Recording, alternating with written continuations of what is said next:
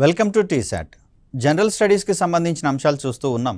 ఈ కార్యక్రమంలో భాగంగా ఫిజికల్ సైన్స్ పాఠ్యాంశంలో విద్యుత్కి సంబంధించిన ప్రాథమిక అంశాలు, వాటికి సంబంధించినటువంటి కీలకమైనటువంటి భావనల గురించి తెలుసుకునే ప్రయత్నం చేద్దాం. ముఖ్యంగా విద్యుత్కి సంబంధించినటువంటి అంశాలు ఏ దేశానికైనా సరే చాలా కీలకమవుతున్నటువంటి పరిస్థితులలో పారిశ్రామిక రంగం కావచ్చు, గృహ రంగం కావచ్చు, అత్యధికంగా దీని మీదనే ఆధారపడుతున్నటువంటి పరిస్థితులు. మోస్ట్ ప్రాబబ్లీ మనకు రెండవ పారిశ్రామిక విప్లవంలో అత్యంత కీలకమైనటువంటి పాత్ర పోషించినటువంటి అంశంగా మనకు ఈ విద్యుత్ అనేది నిలబడుతున్నటువంటి క్రమంలో మరి దీనికి సంబంధించినటువంటి కొన్ని కీలకమైనటువంటి అంశాలను తెలుసుకునేటటువంటి ప్రయత్నం చేద్దాం. ఇక్కడ విద్యుత్ అనేటటువంటి దాన్ని ఎలక్ట్రిసిటీ అనే అంశంగా మనం పరిగణిస్తూ ఉన్నాం. సో ఇక్కడ విద్యుత్కి ప్రాథమికమైనటువంటి అంశంగా ఆవేశాలు, ఛార్జెస్ అనేటటువంటివి నిలబడుతూ ఉన్నాయి. ముఖ్యంగా చూస్తే ఘర్షణ వల్ల లేదా రాపిడి వల్ల ఆవేశాలు ఒక వస్తువు నుంచి మరొక వస్తువుకి బదిలీ అవుతాయి అనేటటువంటి అంశాలలో భాగంగా ఈ విద్యుత్కి సంబంధించినటువంటి ప్రాథమిక భావనలు మొగ్గతొడగడం అనేది జరిగింది. మరి ఈ రకమైనటువంటి అంశాలను వివరించినటువంటి శాస్త్రవేత్తగా మనం థేల్స్ అనే వ్యక్తిని పేర్కొంటూ ఉంటాం. థేల్స్ చేసినటువంటి ప్రయోగాల వల్ల ఏవైనా రెండు వస్తువులను ఒకదానితో ఒకటి రాపిడి చెందించినప్పుడు ఆ రెండు వస్తువులలో ఒకదానితో మరొకటి ఆవేశాలు బదిలీ అవుతాయని చెప్పేసి వివరించడం జరిగింది థేల్స్. మరి ఈ క్రమంలో సీమ గుగ్గిలం, దీన్నే మనము అంబర్ అనేటటువంటి పేరుతోటి పిలుస్తాం. దీనిని ఉన్నితో రుద్దినటువంటి క్రమంలో ఈ సీమ గుగ్గిలానికి ఆకర్షించేటటువంటి స్వభావం వస్తుంది అని థేల్స్ మనకు వివరించడం అనేది జరిగింది. మనం కూడా జనరల్గా చూడండి, ఈ పొడిగా ఉన్నటువంటి జుట్టును దువ్వెనతో దువ్విన తర్వాత ఆ దువ్వెన దగ్గరికి తేలికపాటి వస్తువులు కావచ్చు, కాగితం ముక్కల్ని కావచ్చు ఉంచినట్లయితే అవి దువ్వెనకు ఆకర్షించబడడం అనేది మనం చూస్తూ ఉంటాం. అలా దువ్వెన చిన్న చిన్న దుమ్ము ధూళికణాలను, పేపర్ ముక్కలను ఆకర్షించేటటువంటి స్వభావాన్ని ప్రదర్శిస్తుంది. సో దీనికి ఆధారభూతమైనటువంటి అంశంగా ఘర్షణ వల్ల వస్తువుల మధ్య ఆవేశాలు బదిలీ అవుతాయి అనేటటువంటి అంశాన్ని ఇక్కడ మనం గమనించాలి. శీతాకాలంలో కావచ్చు, మనకు సిల్క్ వస్త్రాలను ధరించిన తర్వాత నడిచేటటువంటి క్రమంలో మనకు స్పార్క్స్, వీటిని మనము స్ఫులింగాలు అంటాం. సో బట్టల నుంచి స్పార్క్స్ లాంటివి రావడం అనేది మనం గమనిస్తూ ఉంటాం. దీనికి కారణంగా నడిచేటటువంటి సందర్భంలో ఆ వస్త్రాల యొక్క పొరలు ఒకదానితో ఒకటి రాపిడికి గురి కావడం వల్ల ఈ ఛార్జెస్ అనేటటువంటివి ఒక పొర నుంచి మరొక పొరకి బదిలీ కావడం జరుగుతుంది. తిరిగి ఆ రెండు పొరలు ఒకదానితో ఒకటి స్పృశించుకునేటటువంటి క్రమంలో ఆ రెండు రకాలైనటువంటి ఆవేశాల నుంచి స్పార్క్స్ లేదా స్ఫులింగాలు అనేటటువంటి పేరుతోటి దీన్ని మనం చెప్తాం. ఇవి వెలువడేటటువంటి అవకాశం ఉంది. దీని వెనుక కూడా ఉన్నటువంటి ప్రాథమిక సూత్రంగా ఈ ఘర్షణ వల్ల వస్తువుల మధ్య ఆవేశాలు బదిలీ అవుతాయనేటటువంటి అంశాన్ని ఇక్కడ మనం చూడవచ్చు. ఇక్కడ సీమ గుగ్గిలాన్ని గ్రీకు భాషలో ఎలక్ట్రాన్ అనేటటువంటి పేరుతో పిలుస్తారు. కాబట్టే ఈ మొత్తం అంశం వెనకాల ఉన్నటువంటి అంశానికి ఎలక్ట్రిసిటీ అనేటటువంటి పేరు రావడం జరిగింది.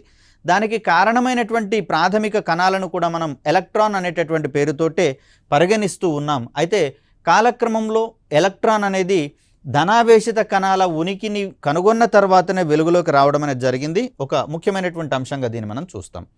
అదేవిధంగా ఉన్ని లేదా సిల్క్ గుడ్డతో రుద్దినటువంటి రెండు గాజు కడ్డీలు ఒకదానినొకటి వికర్షించుకునేటటువంటి స్వభావాన్ని ప్రదర్శిస్తూ ఉంటాయి.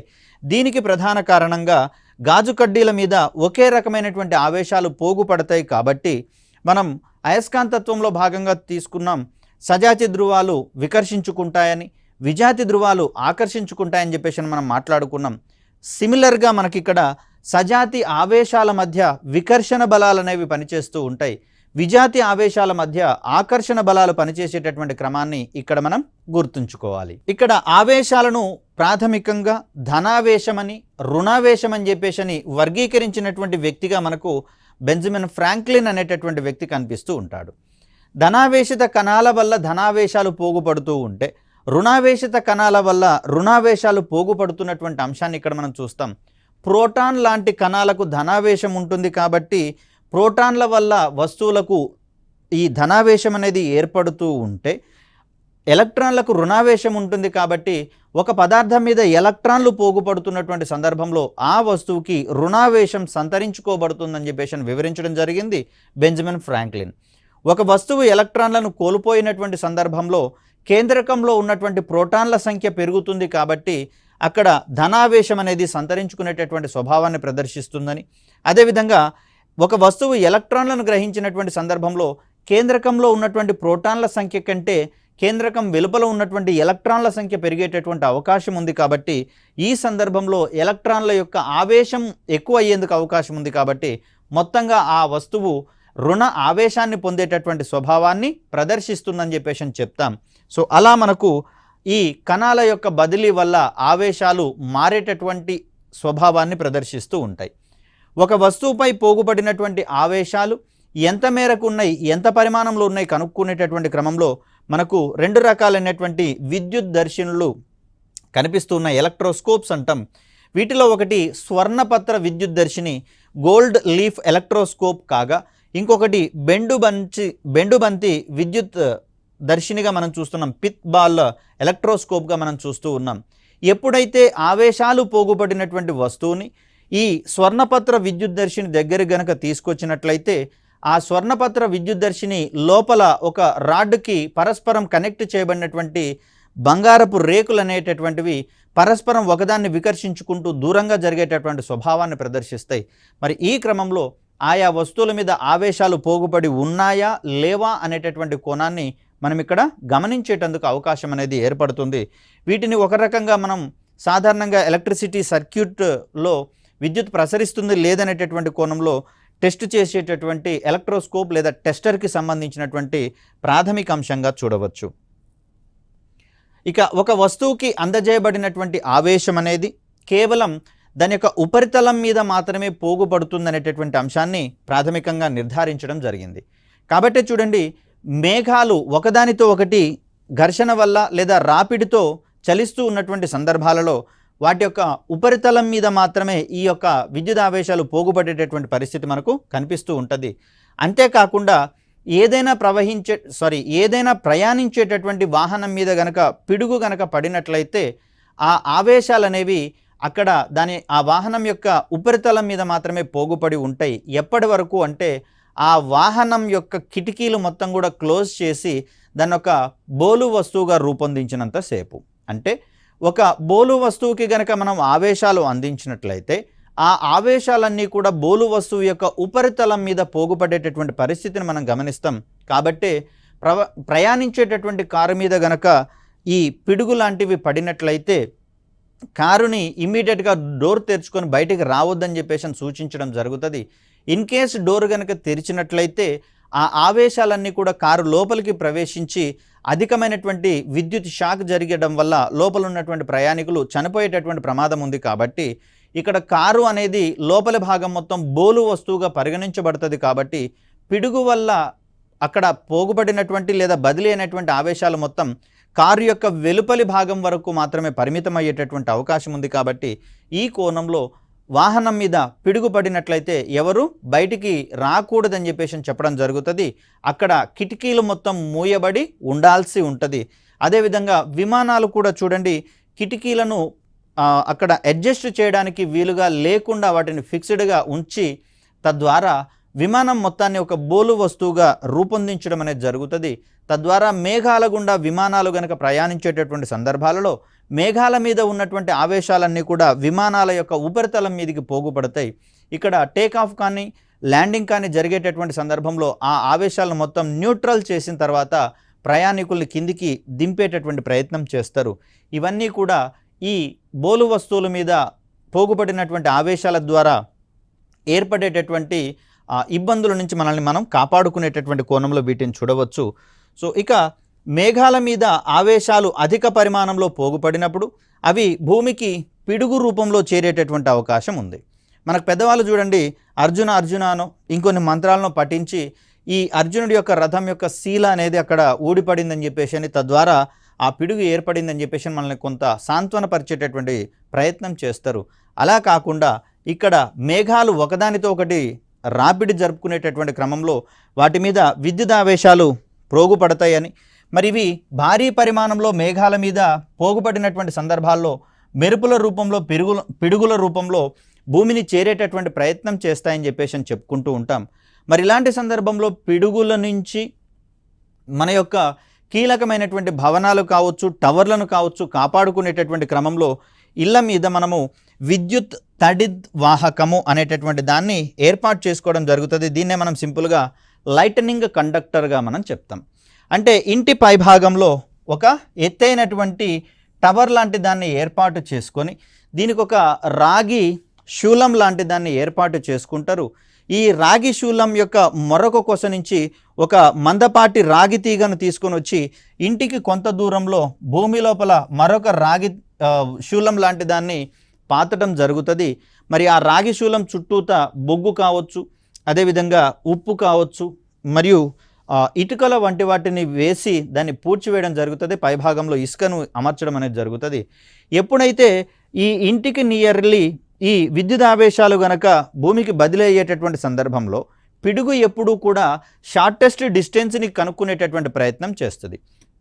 ఫర్ సపోజ్ ఇక్కడ బిల్డింగ్ మీద ఈ తడిద్వాహకాన్ని ఏర్పాటు చేసినప్పుడు చుట్టుపక్కల ఉన్నటువంటి ఏ చెట్ల మీదనో పక్కనున్న దీనికంటే తక్కువ ఎత్తున్నటువంటి బిల్డింగ్ మీదనో పడకుండా ఈ బిల్డింగ్ హైట్ ఎక్కువగా ఉంది కాబట్టి మోస్ట్ ప్రాబబ్లీ దీని మీదనే పడేటటువంటి ప్రయత్నం చేస్తుంది. తద్వారా ఇక్కడ లైట్నింగ్ కండక్టర్ని ఏర్పాటు చేసినప్పుడు వచ్చినటువంటి పిడుగులోని ఆవేశాలు, భారీ పరిమాణంలోని ఆవేశాలు మొత్తం కూడా భూమిని చేరేటటువంటి ప్రయత్నం చేస్తాయి. అలా ఈ పిడుగు వల్ల వచ్చేటటువంటి ఆవేశాల నుంచి లేదా ఎలక్ట్రిసిటీ నుంచి ఈ భవనం అనేది కాపాడబడుతుంది. భవనంతో పాటుగా దాని పక్కన ఉన్నటువంటి ఇతర ఆవాసాలు కూడా కాపాడేటటువంటి ప్రయత్నం జరుగుతుంది. సో అలా మనకు ఈ పిడుగు నుంచి లైటనింగ్ కండక్టర్ అనేది మానవుల్ని కాపాడేటటువంటి ప్రయత్నం చేస్తుంది. భూమిని విద్యుత్ పరంగా ఎలక్ట్రిక్ సింక్గా పరిగణిస్తారు కాబట్టే ఎన్ని పిడుగులు పడినా కూడా భూమి ఆ విద్యుత్ ఆవేశాలు మొత్తాన్ని తనలో నింపుకుంటుంది. కానీ భూమి అనేది తన మీద ఆవేశాలను పోగు చేసేటటువంటి ప్రయత్నం చేయదు. అంటే భూమికి ఎంత పరిమాణంలో ఆవేశాన్ని ఇచ్చినా భూమి అనేది ఎల్లప్పుడూ కూడా విద్యుత్ పరంగా తటస్థ స్వభావాన్ని కలిగి ఉంటుంది. కాబట్టే మనమందరం సాఫీగా జీవనాన్ని కొనసాగించగలుగుతున్నాం. అదేవిధంగా భూమి మీద ఉన్నటువంటి సమస్త ఎలక్ట్రానిక్ వ్యవస్థలు కూడా నిర్విఘ్నంగా పనిచేసేటటువంటి ప్రయత్నం జరుగుతూ ఉన్నాయి. ఒకవేళ ఈ పిడుగుల రూపంలో వచ్చినటువంటి ఎలక్ట్రిసిటీ మొత్తం భూమి మీద కనుక పోగుపడినట్లయితే మనం ఇక్కడ ఎలక్ట్రానిక్ వ్యవస్థలన్నీ కూడా నాశనం అయ్యేటటువంటి పరిస్థితిలోకి పడిపోయేవి. సో ఒక ఆవేశం చుట్టూ దాని యొక్క ప్రభావము ఆవరించి ఉన్నటువంటి ప్రదేశాన్ని విద్యుత్ క్షేత్రంగా మనం పేర్కొంటాం. అంటే ఇక్కడ క్యూ అనేటటువంటి విద్యుత్ ఆవేశం ఉన్నటువంటి పరిస్థితులలో దీని చుట్టూత ఎంత పరిధి మేరకు దాని యొక్క ఆవేశం అనేది ఎగ్జిస్ట్ అయి ఉంటుందో ఆ ప్రదేశం మొత్తాన్ని కూడా దాని యొక్క విద్యుత్ క్షేత్రంగా మనం పరిగణించబడతాం. అయస్కాంతం చుట్టూతా ఎంత పరిధిలో దాని యొక్క ఆకర్షణ శక్తి ఉందో అక్కడ మనం అయస్కాంత క్షేత్రం అన్నట్లుగానే విద్యుత్ ఆవేశం చుట్టూతా ఉన్నటువంటి ప్రదేశాన్ని ఎంత మేరకు దాని యొక్క ప్రభావాన్ని చూపగలుగుతుందో ఆ ప్రదేశాన్ని మనం విద్యుత్ క్షేత్రంగా పేర్కొంటాం. ఎలక్ట్రిక్ ఫీల్డ్గా దీన్ని మనం చెప్తాం. సజాతి ఆవేశాలు వికర్షించుకుంటూ ఉండగా విజాతి ఆవేశాలు ఆకర్షించుకునేటటువంటి స్వభావాన్ని ప్రదర్శిస్తాయని చెప్పేసి మనం చెప్పుకుంటూ ఉన్నాం. సో ఈ క్రమంలో ఆ ఆవేశాల యొక్క పరిమాణాన్ని గణించేటటువంటి క్రమంలో మనకు కూలుంబ్ నియమం అనేటటువంటిది పేర్కొనడం జరిగింది.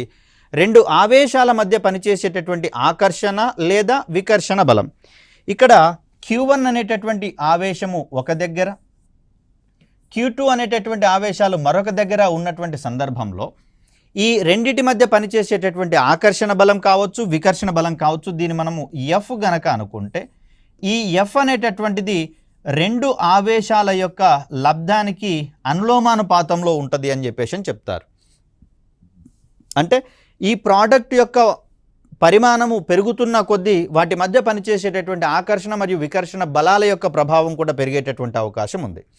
దీనితో పాటుగా ఈ రెండిటి మధ్య స్మాల్ r అనేటటువంటి దూరం ఉన్నట్లుగా మనం భావిస్తే మరి ఈ దూరం యొక్క వర్గానికి ఈ ఆకర్షణ లేదా వికర్షణ బలము విలోమానుపాతంలో ఉంటుందని చెప్పేసి చెప్పుకోవడం జరిగింది. మరి ఈ సందర్భంలో రెండు ఆవేశాల మధ్య దూరం గనక పెరిగిందనుకోండి వాటి మధ్య పనిచేసేటటువంటి ఆకర్షణ లేదా వికర్షణ బలం అనేది తగ్గేటటువంటి అవకాశం ఉంది. రెండు ఆవేశాల మధ్య దూరం గనక తగ్గుతూ ఉన్నటువంటి పరిస్థితులలో వాటి మధ్య పనిచేసేటటువంటి ఆకర్షణ లేదా వికర్షణ బలం అనేది పెరిగేటటువంటి అవకాశం ఉంది. సో ఆవేశాల యొక్క ప్రవాహాన్ని మనం ఇక్కడ ఎలక్ట్రిసిటీ విద్యుత్తుగా పేర్కొనేటటువంటి ప్రయత్నం చేస్తాం, లేదా విద్యుత్ ప్రవాహంగా మనం మాట్లాడే ప్రయత్నం చేస్తాం. సో విద్యుత్ మన ఇంట్లోకి వచ్చి ఇంట్లో ఉన్నటువంటి విద్యుత్ ఉపకరణాలను పనిచేయిస్తుంది అంటే దాని అర్థము ఇక్కడ ఒక చోట జనరేట్ అయినటువంటి ఆవేశాలు అనేటటువంటివి మన గృహంలో ఉన్నటువంటి ఉపకరణాలకు విద్యుత్ తీగల ద్వారా ప్రయాణించి వాటిలోకి వచ్చి వాటిని పనిచేయించడం అనేటటువంటి అంశాన్ని ఇక్కడ మనం చూస్తాం. సో సాధారణంగా విద్యుత్ అనేది 2 రకాలుగా వర్గీకరించబడుతున్నట్లుగా మనం చూస్తూ ఉన్నాం. దీంట్లో మొదటిది స్థావర విద్యుత్ లేదా స్థిర విద్యుత్ కాగా రెండవది ప్రవాహ విద్యుత్తుగా మనం చెప్తాం. ఇంత క్రితమే మనం మాట్లాడుకున్నాం, బోలు వస్తువుల మీదకి ఆవేశాన్ని గనక బదిలీ చేస్తే ఆ ఆవేశము బోలు వస్తువుల ఉపరితలం మీద ఉంటుందని చెప్పేసి అనుకున్నాం కదా. ఆ సందర్భంలో ఆ విద్యుత్తుని మనము ఇక్కడ స్థావర విద్యుత్ లేదా స్థిర విద్యుత్తుగా మనం చెప్పుకుంటాం. ఘర్షణ వల్ల లేదా రాపిడి వల్ల 2 వస్తువుల మీద పోగుపడినటువంటి ఆవేశాలను మనము స్థావర విద్యుత్తుగా పరిగణిస్తాం. ఏదైనా ఒక ప్లాస్టిక్ చైర్లో ఒక వ్యక్తిని కూర్చోబెట్టి ఆ వ్యక్తిని టవల్ లాంటి వస్తువులతోటి కొట్టినట్లయితే ఆ వ్యక్తిలో కూడా ఘర్షణ వల్ల విద్యుత్ ఆవేశాలు జనించేటటువంటి అవకాశం ఉంది. సో ఆ సందర్భంలో ఆ వ్యక్తి మీద పోగుపడినటువంటి ఆవేశాలను కూడా మనం స్థావర విద్యుత్ లేదా స్థిర విద్యుత్కి ఉదాహరణలుగా మనం చెప్తాం. అదేవిధంగా మనకు గౌతమ బుద్ధుడు రావి చెట్టు కింద కూర్చున్నటువంటి సందర్భంలో తనకు జ్ఞానోదయం కలిగిందని చెప్పేసి చెప్పుకుంటూ ఉంటాం. ఇక్కడ రావి చెట్టు ఆకులలో కూడా గరిష్ట పరిమాణంలో స్థావర విద్యుత్ లేదా స్థిర విద్యుత్ అనేది పోగుపడి ఉంటుంది. కాబట్టి ఆ స్థిర విద్యుత్ లేదా స్థావర విద్యుత్ ఫలితంగానే గౌతమ బుద్ధుడికి జ్ఞానోదయం అయిందని చెప్పేసి కొంత సమాచారం అయితే మనకు ఉంది.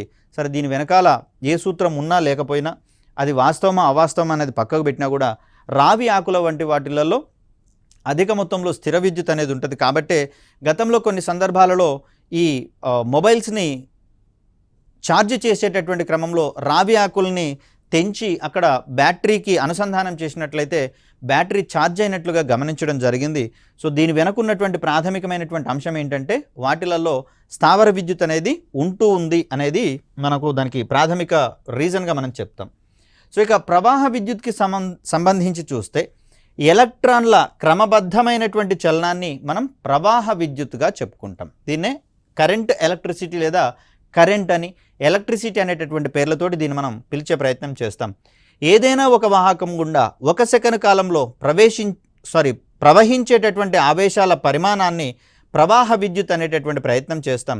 ఈ ప్రవాహ విద్యుత్ యొక్క ప్రమాణాలను గనక గమనిస్తే కూలుంబ్ పర్ సెకండ్ లేదా ఆంపియర్కి సంబంధించినటువంటి కొలతలు ఇక్కడ మనం చెప్తాం.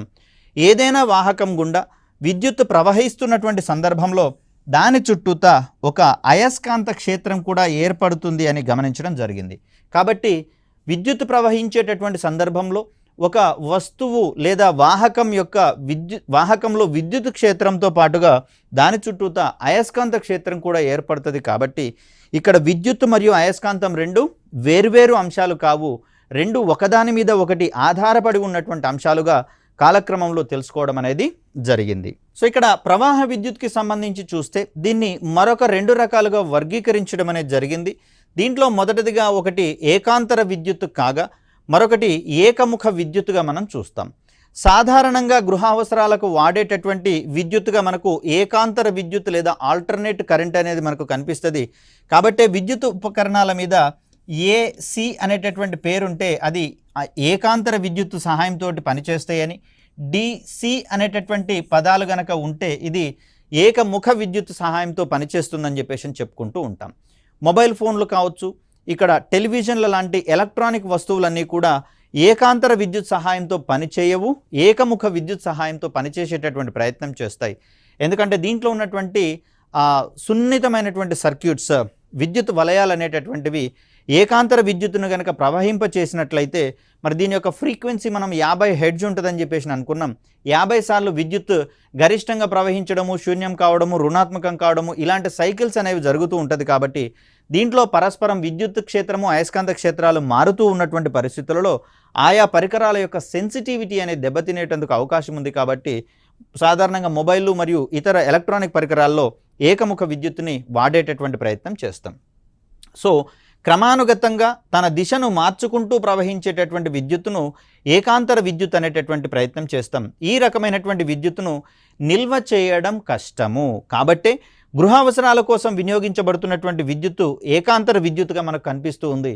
దీన్ని పవర్ జనరేషన్ స్టేషన్స్ నుంచి ఎంత పరిమాణంలో విద్యుత్ ఉత్పత్తి అయితే అంత పరిమాణంలో విద్యుత్తుని నేరుగా వినియోగదారుల అవసరాల కోసం వారి చెంతకు సరఫరా చేసేటటువంటి ప్రయత్నం చేస్తారు. అంతేకాని ఇప్పుడు వర్షాకాలం వచ్చింది కదా, భారీగా మనకు జల విద్యుత్ అనేది అందుబాటులో ఉంది కాబట్టి దీన్ని మొత్తం మనము గరిష్ట పరిమాణం మేరకు ఉత్పత్తి చేసుకొని ఒక దగ్గర స్టోర్ చేసుకొని అవసరమైన వేసవి కాలంలో దాన్ని వాడుకుంటామంటే కుదిరేటటువంటి అవకాశం లేదు. ఎందుకంటే ఇక్కడ మనం ఏకాంతర విద్యుత్తుని నిల్వ చేసేటటువంటి అవకాశాలు లేకపోవడమే.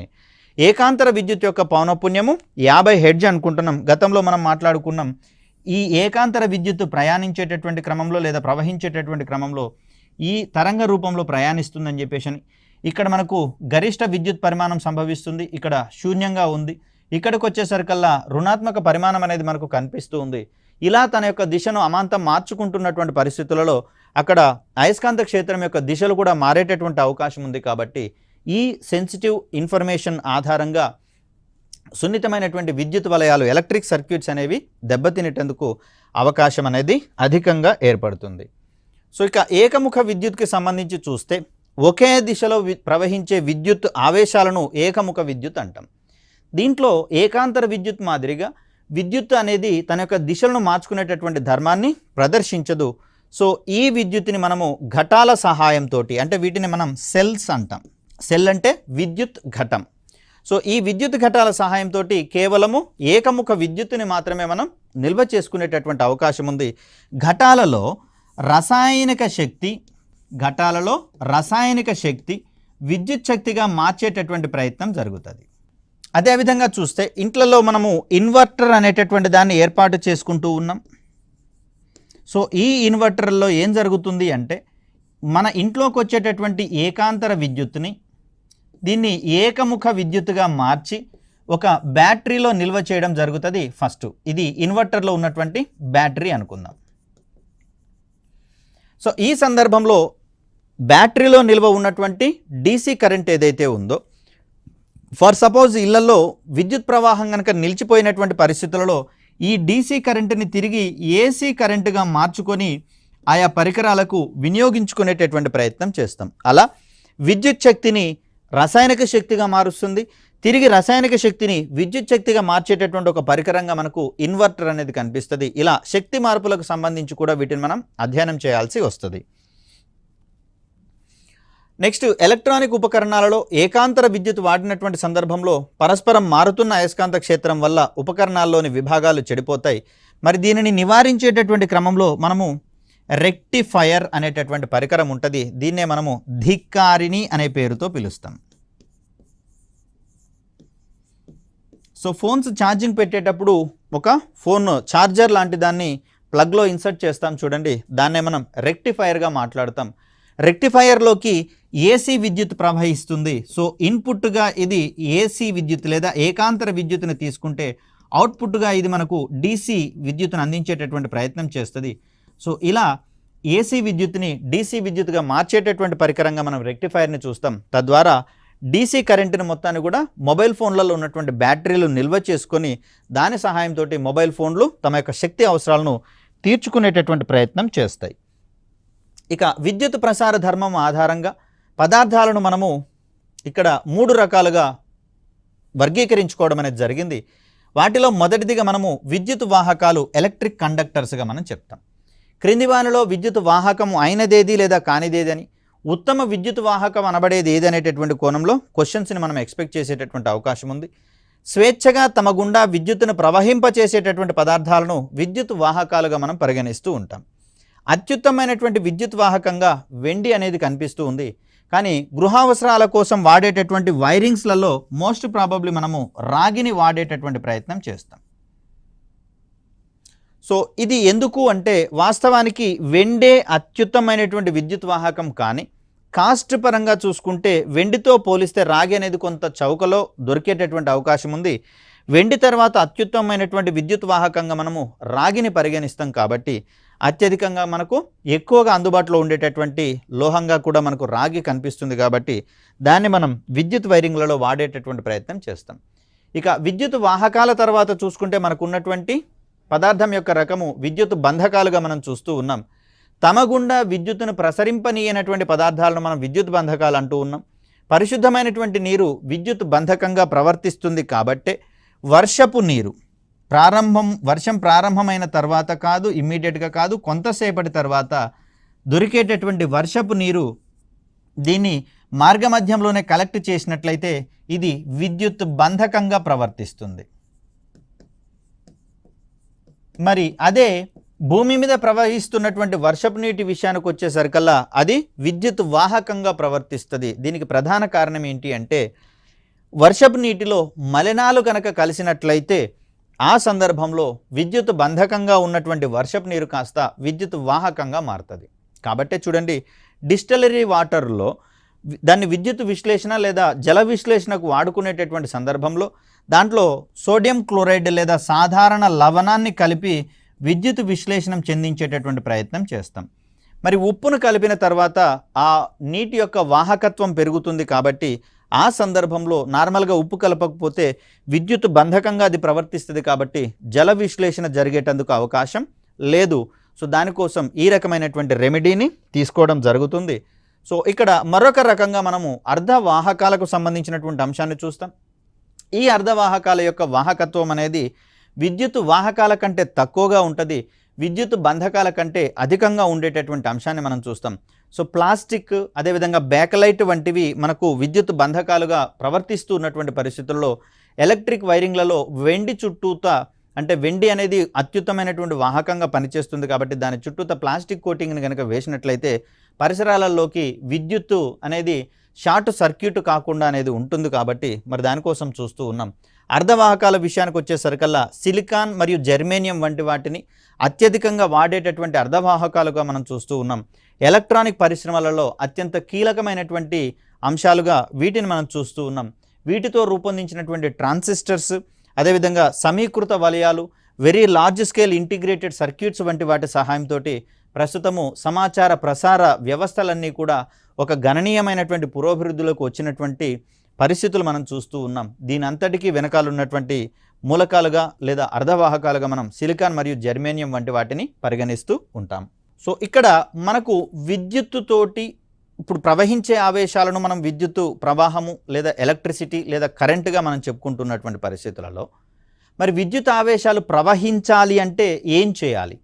సో సాధారణంగా ఎవరైనా సరే చూడండి, ఏదో ఒకటి ఆశ పెడితే తప్పిస్తే అది పని జరిగేటటువంటి క్రమం లేదు. మరి అలాంటి సందర్భంలో విద్యుత్కి సంబంధించి మనమేం చేయాల్సి ఉంటుంది అని చెప్పే అంశాలలో భాగంగా విద్యుత్ శక్మం గురించి మనం మాట్లాడుకుంటాం, పొటెన్షియల్ అనేటటువంటి దాన్ని. ఇక్కడ ఏంటంటే ఏదైనా ఒక ఏకాంక ధనావేశాన్ని అనంత దూరాల నుంచి విద్యుత్ క్షేత్రంలో ఉన్న ఏదైనా ఒక బిందువు వద్దకు తీసుకొని రావడానికి ఆ విద్యుత్ ఆవేశం మీద చేయాల్సినటువంటి పనిని ఆ బిందువు వద్ద విద్యుత్ పొటెన్షియల్ అనేటటువంటి పేరుతోటి పిలుస్తాం.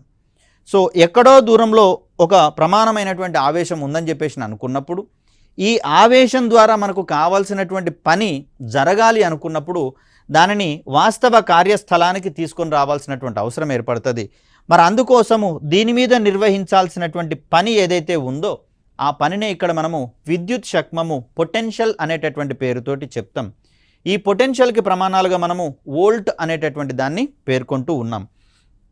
మరి ఇక్కడ కూలుంబ్ ధనావేశాన్ని అనంత దూరం నుండి ఒక విద్యుత్ క్షేత్రంలోని ఏదైనా బిందువు వద్దకు తీసుకొని రావడానికి ఒక జౌల్ పని గనక